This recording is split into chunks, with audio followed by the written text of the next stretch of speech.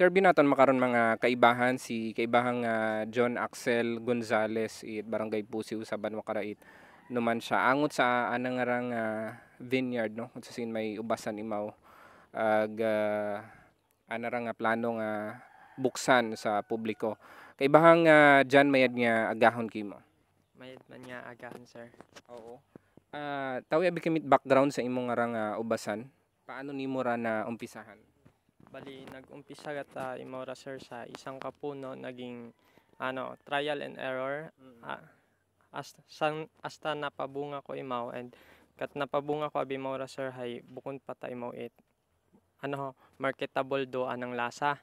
So that time nadugaan ako gana, and after some research na sayuran ko nga depende tagal imo ron sa variety kasi may nasasamitan man kita sa market nga okay man do lasa, and that variety is bukoy matpasado kumbaga.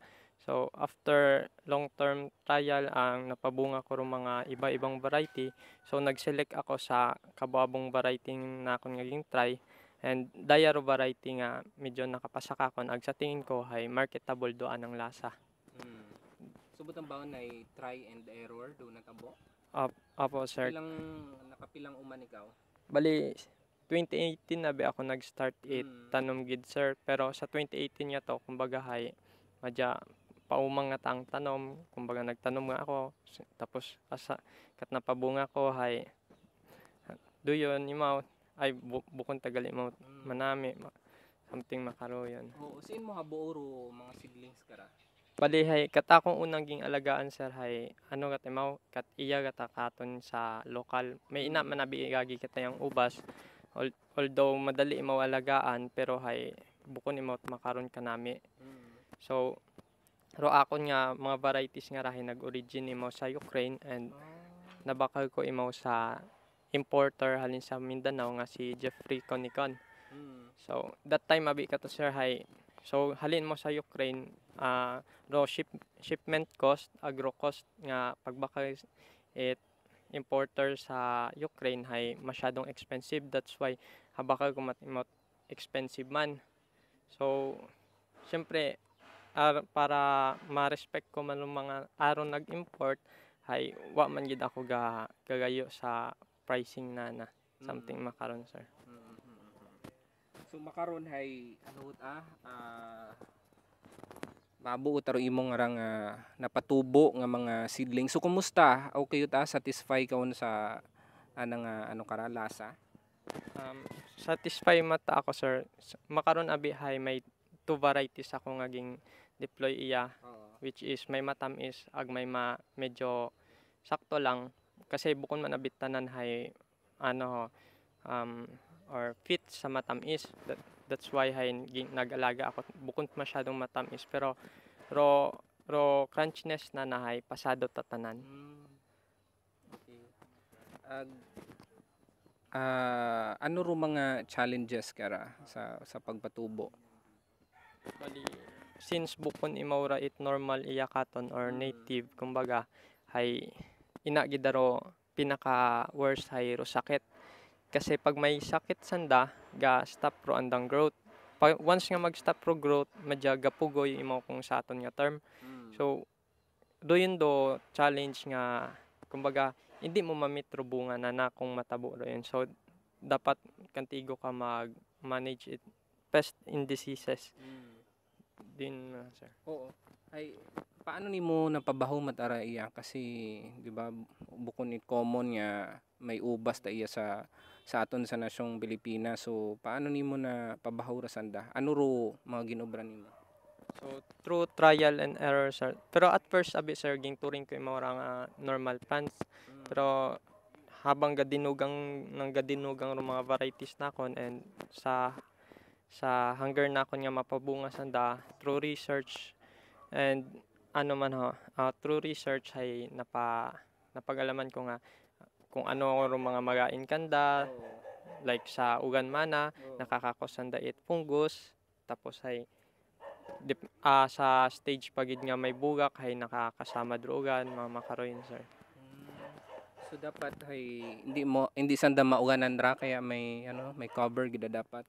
So Okay naman uganan sir, pero depende abi sa stage. Like parehas sa makaraya nga stage nga ga-verizon or ga-change it color, daya pero stage sir nga pag mauganan sanda it kapin pa kung bunok ro ugan, gabagang ka ro bunga. So once nga open field sanda tapos may plan ka nga pabungahon sanda itig ugan, so ma-fail gid ikaw po or something nga napabunga mo sanda pero hindi mo sanda ma-harvest sa sakto kasi nga ni magkasama dro mga bunga. Ayun sir. Oo. So sa makaron ay may nagbunga man do imong ra nga mga gintanom nga ubas no. So ano ra pangaywaw ara nga harvest nimo? Bali sa dayang greenhouse sir, pangaywa imo ra nga pabunga na kon sa dayang greenhouse ag Oo. pangaywa nga inog harvest. Din sir. Oo. Ag ano ra open da imo sa public? Bali sa Makara sir hay close pa imo sa public since bukod pa imo attractive gid.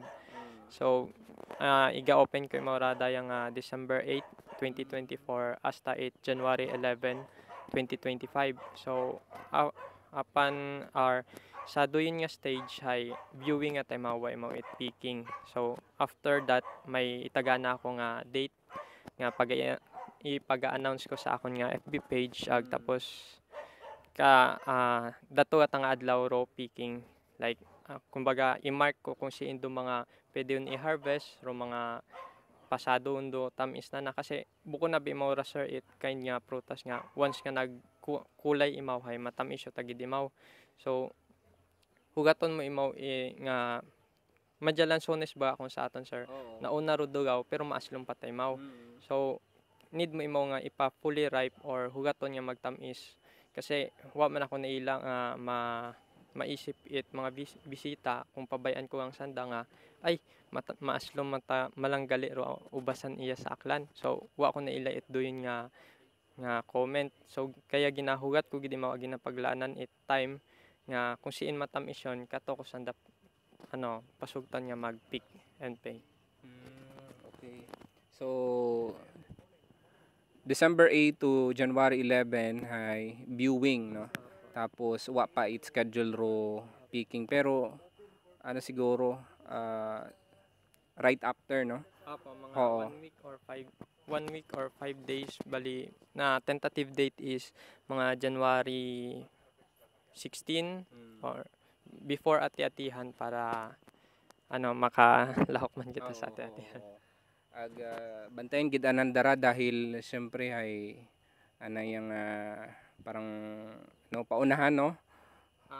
Bali ro last abi sir hay dahil hay maintok man lang ra akong vineyard hay ging pa-auction kay mao. So may ina nga man nami nga comment, may bad comment. So sa daya nga picking akong pagaobrahon hay per kilo ko lang imaw. Ag tapos hay para Dapat may limit. bali ro akong plano sir sa online maobra ako ti Google Forms ipaga-post ko sa akong FB page. Dapat naka-book na. May limit imaw tapos ay ma-fill up sanda igto ma-send it proof of reservation and then so naisip na kon bukod man tanan hay makagamit it Facebook lalo na sa may mga edad. So akon nga pag-anohon hay Book-in man. may walk-in akong pag-accept pero limited imaw compare sa online booking. Doon imaw sir. Okay. So para ano no, basic magduog sa sanda iya para sa dayang arang picking at nga season. So ano pa nga ni pangutan? So ubos yun ato pangutan na kay John Axel. Oo. Kumusta dahil iya sa akin matsa tagagsa at may maurayang plantation it ubas ag matsawa pangani gid ka bati nga may mauraya ka abo pilang bilog ra imong tanom nga ra pilang puno ra Sa akong pagkakatanda sir hay nasa 124 pieces imaw ra kung i-combine no daywang maintong katong nga greenhouse pero kat iya sa sugod dayang greenhouse ay 98 yata nga kapuno. pilang hektarya Square meter man lang sir. square meters okay so Sunod ka raw, hektarya. hektarya utara magapad pagidro espasyo riya no so doyon mga kaibahan no sa hindi ka ra magbuhay ay sa inyo nga suporta hay makuan gid puno gid ra ni kaibahang Axel no. So kaibahang Axel, ano ro imong reaksyon kasi kung una nga to no na i-feature ka man namon sa Barangay RU ag nag-viral nga ni no ro rayang imong ubasan nga ra. So ano ka to ro imong reaksyon? So naging thankful gid ako nga mayad kinyo sir kasi dahil kinyo hay na-boost ro akon nga agribusiness na-boost pa gid ro agritourism iya sa lokalidad naton dahil kinyo kamo ro naging isa sa mga susi kung haman ako iya makaron. So abo gid nga salamat kinyo sir ag sa tanan nga nakamantaw diyon. Ikaw taga-manage ka ra kaibahang Axel sa imong ubasan o may mga kabulig ikaw? Sa pag-alaga ubas sir hay ako katagid. Tapos hay doon sa pag-maintain libot, paglimpyo-limpyo karon gasud sanday mama ag papa. May mga kung halimbawa may nagapangutan na kimo nga gusto mananda magtanom man it mga ubas ay ano man tay ikaw willing man tay ikaw nga mag-share kung imong knowledge ano yang makabulig kanda. Actually sir may time akong ipagalaan karon after kung matuloy ro akon nga plano nga pag-expansion bali i-partner kay mo as accredited training center sa ATI ana Sangay Department of Agriculture.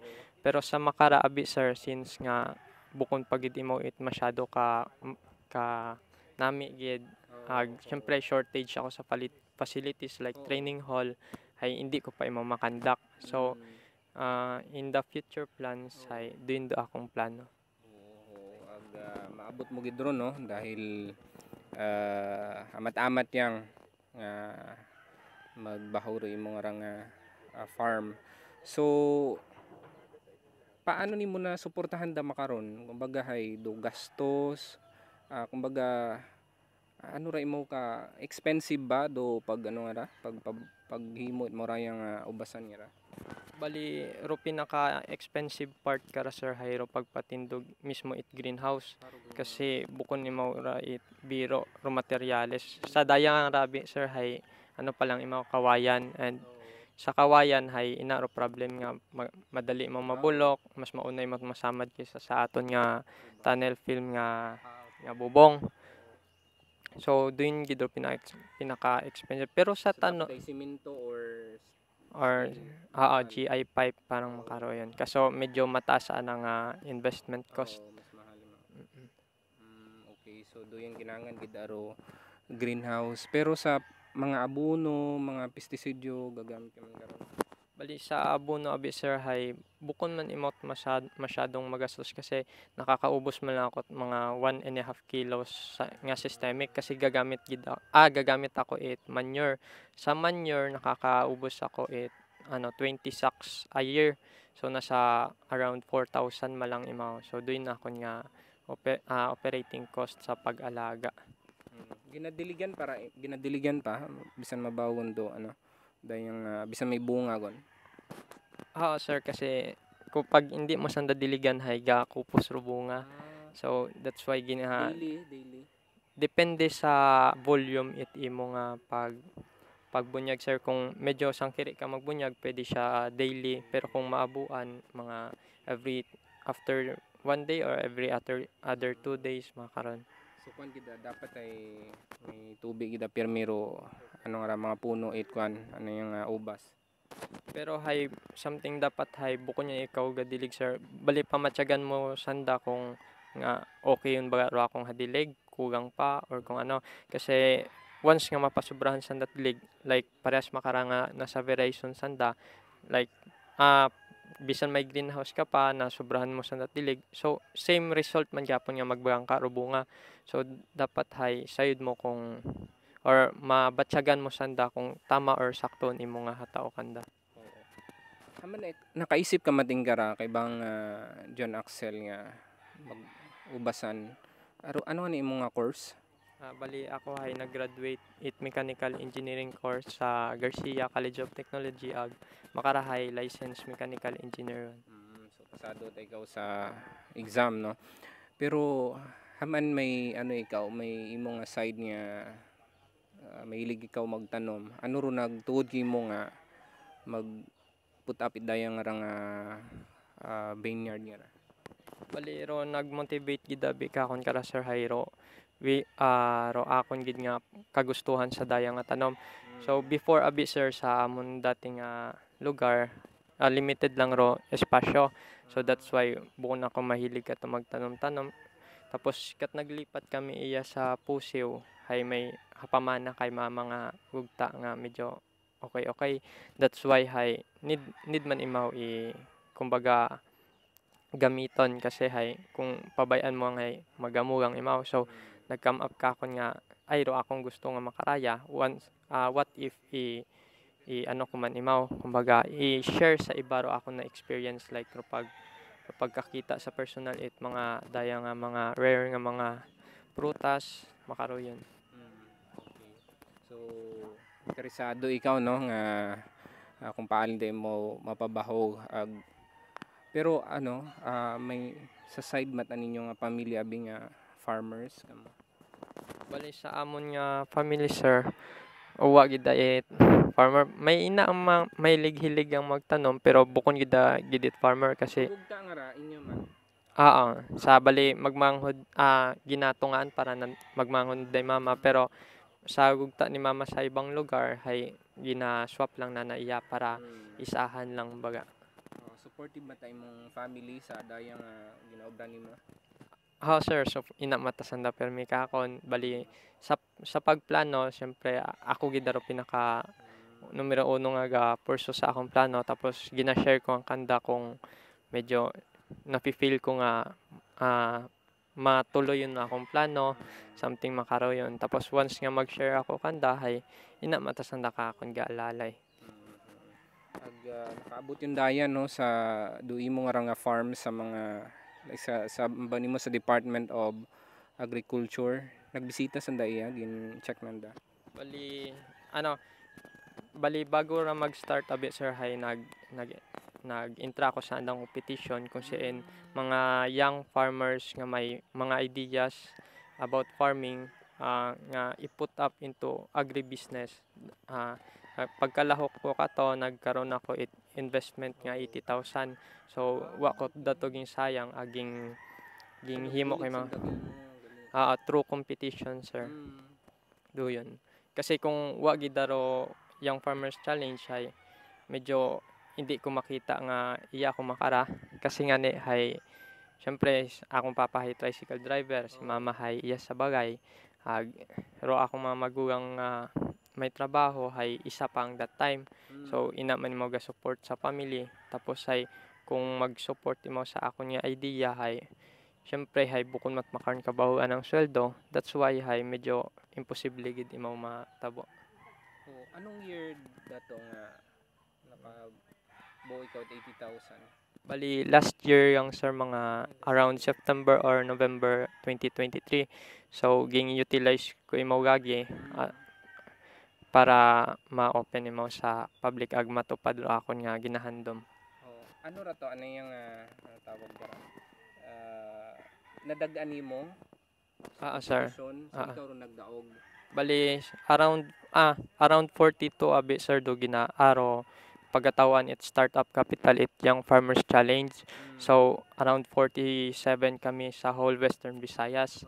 So isa ako sa 42 nga nagdaog may another round pagunta ra to nga regional kaso wa ako nagpadayon kasi gusto ko ma-experience anay wa ako naila nga masayang ro kapital nga ipagataw it gobyerno sa another level. That's why wa ako nagpadayon kato. Okay. So sa 42 nga to nakabaton tawan ka mo 80,000. And then ano yang dato gamiton para magpabaho ko imong ubasan for agribusiness. Oo. And then ano dayon do matabo after karon? Bali hay ruin na sir nga challenge hay kumbaga hay gaput ubra ikaw papel sa imo nga plano tapos ay ipaga-defend mo imo ron sa mga judges. So igto karon ikaw kung gina-judge ka na daay kung sugid kat minatuod or kung something nga may potential imong idea. So once nga magdaog ikaw hay hindi pwede imo nga pagagastuson sa imo nga ibang plano kundi sa imo nga gin-propose nga project katagid. So ibig sabihin gina-monitor nanda daya? Sir, bali may gapanaog sanda iya mga like kako na be nakadaywa yatas. Mga daywa sandang panawag iya gina-monitor nanda, gina-track nanda ro akon nga kumbaga hay expenses ag tapos hay ro income makaroyon kung good baga ro akon nga or nasunod ro akon nga plano makaroyon. Oo. So ayos no. Pero magayo gyapon sa imong tinapusan no. Ano imong nga plano kasi licensed engineer kaon makaron? Sa makarabi sir hay ro akong plano anay hay patapuson ko anay ro opening. Tapos once nga may aday abing year to be honest hay may andaw man nga another competition. So isa ro startup ag may isa man nga upscale. So sa upscale nga to mas mataas ro grant nga ipagataon nanda ag once nga makadaog ako kato hay something nga or matupad pagid ro ako nga mas mataas nga plano hay depende sir kung ano ro mas stable kung okay baga nga dayagang ro ako nga income or maobra ako kasi once nga mag-obra ako sa akon nga profession hay medyo malabo imo nga matutukan ko raya kasi as a mechanical engineer hay kung iya ako sa kalibo maobra hay medyo bukod makaron kataas so sweldo. So that's why need ko gid mag-obra sa pinaka best nga or gasut sa akon nga profession. Oo. So makaron na itutok na ikaw di kara sa imong nga vineyard. Sige. May mensahe ka, may gusto kang ipaabot sa mga tagpagamati since nga manugbukas yun di imong nga farm no sa public. So gina-invite ko kamo tanan kung gusto nyo nga makita personal do mga bunga or kung nakaka-appreciate kamo it beauty it mga rare fruit hay adtuan kamo iya sa farm between December 8 up to January 11. So kung naila kamo mag-pick hay abang lang kamo sa picking date nga pagay-announce ko sa akon FB page nga Axel's Vineyard. Okay. Thank you gid kay Bahang Axel. Abo gid niya salamat. Apo man niya salamat sir. Okay, thank you gid no. Sige Bahang John Axel Gonzales sang ka license tangan ni Raymond no. Mechanical engineer. So yaron sa andang farm sa Barangay Pusiw sa Banwa Karait naman siya. Aton karang nga naging kaibahan do PV News Online sanday kapobring Archie Ilario ag sanday kapobring Presi ag Arnel de la Cruz Rayman si kaibahang Darwin Tapayan it Barangay RU Super Radio Kalibo dapat totoo.